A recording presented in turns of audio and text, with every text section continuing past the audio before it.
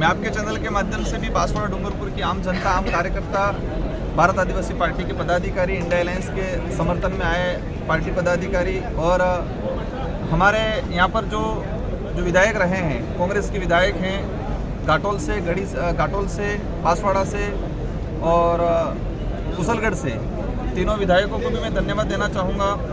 दोनों पार्टियों के पदाधिकारी जिन्होंने दिल से साथ दिया उनको धन्यवाद देना चाहूँगा। आम जनता को धन्यवाद देना चाहूँगा।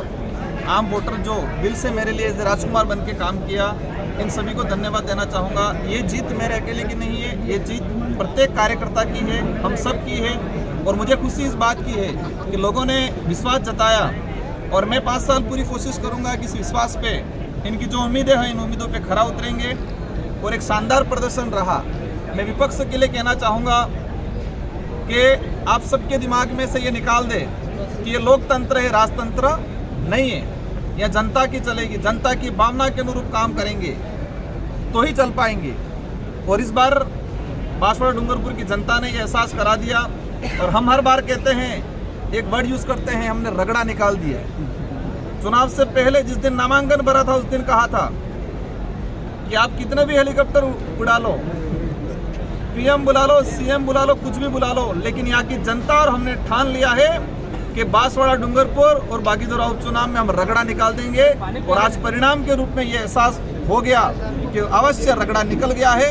और बागड़ क्षेत्र के अंदर, बिलपट्टी के क्षेत्र के अंदर ये बात करें तो राजनीतिक शुद्धिकरण का काम हो गया है इस बार। महेंद्रजीत सिंह मालविया ने कहा था, ना आप चलेगा ना बाप चलेगा और इनको उखाड़ फेंकेंगे। अब आपका क्या कहना है? देखो, मालविया जी के लिए मैं, जो उम्र में मेरे से बड़े हैं, मेरे परिवार में सिखाया है कि उम्रदराज लोगों का मान सम्मान करना चाहिए। लेकिन एक सांसद प्रत्याशी थे वो, मैं भी सांसद प्रत्याशी था, लेकिन जिस तरह से इनके दिमाग में था, जिस तरह का उनका ओवर कॉन्फिडेंस था, इस जनता ने एहसास करा दिया। इस जनता ने एहसास करा दिया कि आपको ही हमने, बांसवाड़ा डूंगरपुर की जनता ने ही मालविया जी को बड़ा बनाया था। और उसी जनता को उन्होंने सौगंध खिलाए थे, इसी जनता को उन्होंने कई प्रकार से बांधा था। और वही जनता ने उनको एहसास करा दिया कि हमारी वजह से ही आपको आगे बढ़ाया था और हम ही आज आपको वापस घर पे बिठाएंगे। और इस बार उन लोगों ने बिठाने का काम किया। अब बहुमत किस ओर जाने का है अभी तक जिस हिसाब से बन रहे सरकारों? देखो, अभी तक कोई स्पष्ट नहीं हो पाया है।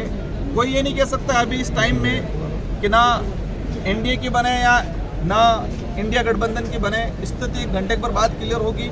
और अवश्य देश लेवल पे जो माहौल बना हुआ है, जिस तरह से एग्जिट पोल आ रहा था 354 का, कोई बता रहा था 400 का, कोई बता रहा 350 का, सारे एग्जिट पोल फेल हुए हैं।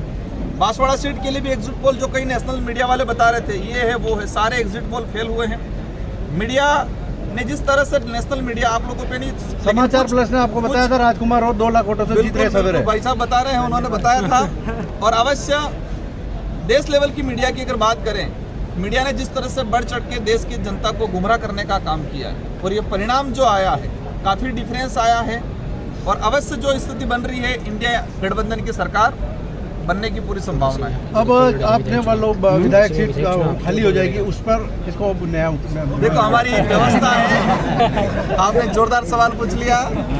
हमारे विधानसभा लोग ही, विधानसभा क्षेत्र की जनता ही टिकट देगी। वहाँ पर मैं या कोई हाईकमान टिकट नहीं देगा, उस क्षेत्र की जनता टिकट दे देगी और अवश्य वो चुनाव हम भारी बहुमत से जीतेंगे। क्या आपको लग रहा था कि आरक्षण को मामले को लेकर मोदी सरकार को चेंज करने वाले, उसको माहौल बना क्या है इस बार? बिल्कुल इस बार बना।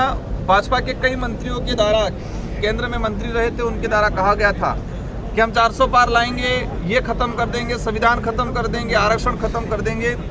और इसी का कई जगह कुछ % असर रहा और लोगों को लगा कि जो सत्ता में बैठा हुआ आदमी, जो पार्टी संविधान बदलने की बात करता है उसको ही बदल दे, ये ठान लिया था और इस बार हो गया। गरीब जनता की जीत हुई है या पैसे वालों की जीत हुई है? गरीब जनता की जीत हुई है, आम जनता की जीत हुई है, मजदूर की जीत हुई है, बेरोजगार की जीत हुई है, सच्चा आदमी है उसकी जीत हुई है।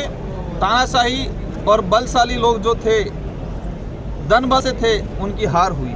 अपनी प्राथमिकता क्या रहेंगी लोकसभा? मेरी प्राथमिकता यहाँ पर एजुकेशन को लेकर हम बेहतर काम करेंगे। गुजरात जो पलायन हो रहा है उसको रोकने का काम करेंगे। और लंबे समय से गोविंद गुरु महाराज का जो सपना है, बिल प्रदेश बनाने की जो मांग चल रही है, उसको लेकर हम केंद्र सरकार में किसी की भी सरकार बने उस एजेंडे को तरीके से हम रखेंगे और अलग से बिल प्रदेश बनाने की डिमांड जो चल रही है इसको पूरा करवाएंगे।